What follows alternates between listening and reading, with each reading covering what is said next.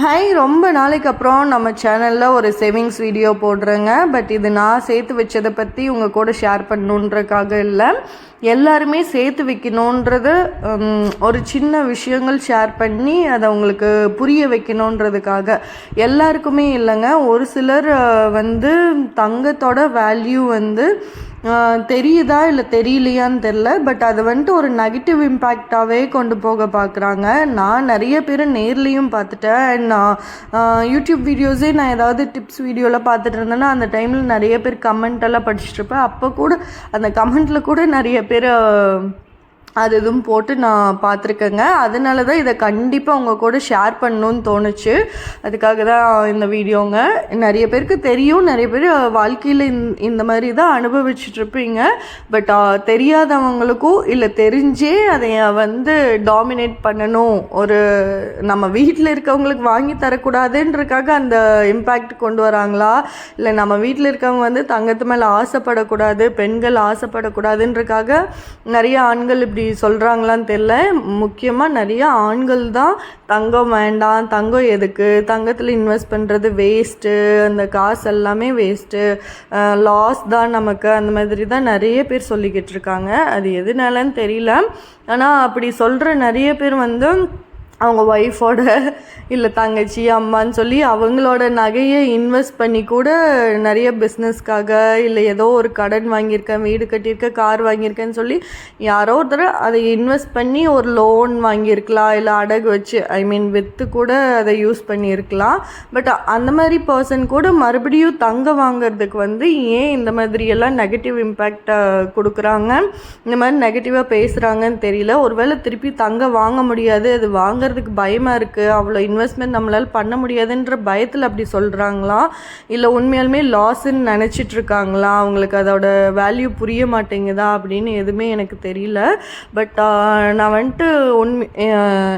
எனக்கு தெரிஞ்சவங்க என்கிட்ட ஷேர் பண்ண ஒரு ஸ்டோரியை தாங்க ஷேர் பண்ணுறேன். அவங்களோட உண்மையான லைஃப் இப்போது லைஃப்பில் நடந்துகிட்ருக்க ஒரு விஷயம் என்னென்னா, அவங்க வீடு கட்டுறதுக்காக ஃபுல் கடனுங்க. ஆக்சுவலாக அவங்கக்கிட்ட 10 பைசா இல்லை பணம். வீடு கட்டுறதுக்கு ஏற்ற அளவுக்கு 1,00,000 கூட பணம் இல்லைங்க. பட் வீடு கட்டணுன்ற சுச்சுவேஷன், குழந்தைங்கள்லாம் பெருசாகிட்டு வராங்க, அந்த இடம் கம்ஃபர்டபுளாக இல்லை, ஆல்ரெடி இருக்க இடம். ஸோ நல்ல வீடாக கட்டணுன்ற ஆசை இருந்துச்சு. அப்புறம் பார்த்தா பணம் இல்லை. ஸோ அவங்க அம்மாவோட இடம் கொஞ்சம் விற்றதில் கொஞ்சம் அமௌண்ட்டு கிடச்சிச்சு. கிட்டத்தட்ட அவங்க வீடோட வேல்யூ 25 lakhs. ஸோ 25 லட்சம் அவங்க கையில் இல்லை. அதனால் முடிஞ்ச வரைக்கும் அதெல்லாம் வாங்கிட்டாங்க. அந்த இடம் விற்ற காசு ஒரு 10 லட்சம் 8 லட்சம் அந்த மாதிரி தான் வந்துச்சு. ஸோ மீதி இருக்க கிட்டத்தட்ட 20 லட்சம் வேணும்னு வச்சுக்கோங்க. ஆனால் அந்த அமௌண்ட் அவங்க கையில் இல்லை. பட் அவங்க ஒய்ஃபோட நகை, அவங்க அம்மாவோட நகைன்னு சொல்லி எல்லாத்தையும் லாக்கரில் அடமானம் வச்சு, பேங்க்கில் அடமானம் வச்சு தான் மீதி பணம் புரட்டியிருக்காங்க. அதுலேயும் கொஞ்சம் பத்தாமல் வெளியவும் கொஞ்சம் கடன் வாங்கியிருக்காங்க ஆக்சுவலாக. ஆனால் வெளியே கடன் வாங்கினது அவங்களால வட்டியே கட்ட முடியல, இன்னும் வட்டி கட்ட போராடிட்டே தான் இருக்காங்க.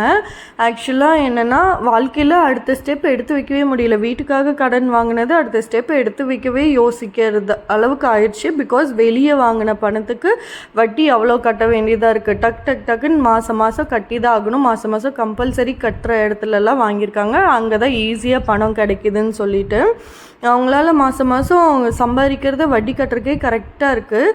பட் நான் சொன்ன ஜுவல் இருந்தால் வச்சுருக்கலாம்ல அப்படின்னு சொல்லிட்டு, ஜுவல் இருந்தது எல்லாமே வச்சு கூட எங்களுக்கு பத்தலை, அதனால தான் வெளியே கடன் வாங்கினோம். ஆனால் ஜுவல் வச்சது எங்களுக்கு பிரச்சனையே இல்லை.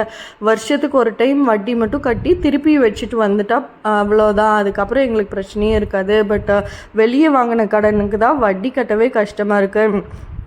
ரொம்ப அதிக வட்டி இருக்கிறதெல்லாம் நாங்கள் மாதம் கட்டுறதுக்கே கரெக்டாக இருக்கும். அதனால் சம்பாதிச்சா கூட வேறு ஏதாவது இன்வெஸ்ட் பண்ணணுன்னு யோசிக்காமல் அந்த கடனை எப்படியாவது முடிச்சிடணுன்னு டக்குன்னு சம்பாதிச்சதை அசலும் சேர்த்து நாங்கள் அவங்களுக்கு கொடுத்து அதை தான் முடிக்க பார்க்குறோம். பட் பேங்க்லலாம் எங்களுக்கு பிரச்சனையே இல்லை. நகையை அடமானம் வச்ச இடத்துல பிரச்சனையே இல்லை. நகை அடமானமும் ஆக்சுவலாக ப்ரைவேட்டாக வச்சிங்கன்னா அதுக்கும் வட்டி கட்டி உங்களால் சமாளிக்கவே முடியாது. பட் பேங்க், நேஷ்னலைஸ்டு பேங்க் எங்கேயாவது வச்சிங்கன்னா கண்டிப்பாக உங்களுக்கு பெனிஃபிட் தான். வட்டியும் கம்மியாக இருக்கும். அண்ட் ஒரு வருஷம் உங்களுக்கு டைம் இருக்கும். மாதம் மாதம் கட்டணுன்ற கம்பல்ஷன் ஆர் எதுவுமே இருக்காது.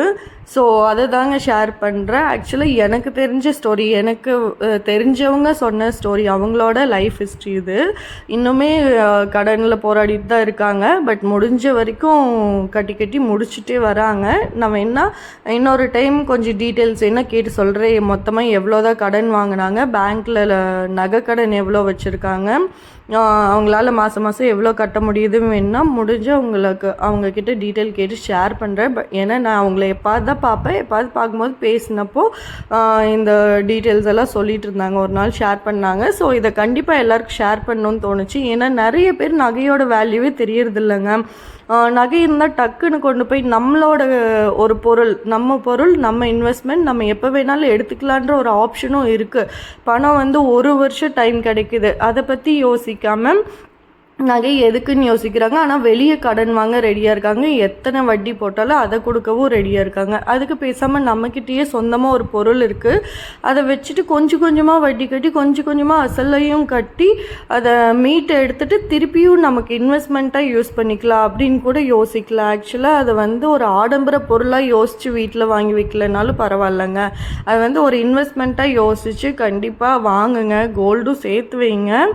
கோல்டோட வேல்யூ எல்லாம் எங்கே போகும்னு தெரியல. பட் இருக்க வரைக்கும் அதை யூஸ் பண்ணிக்கலாங்க.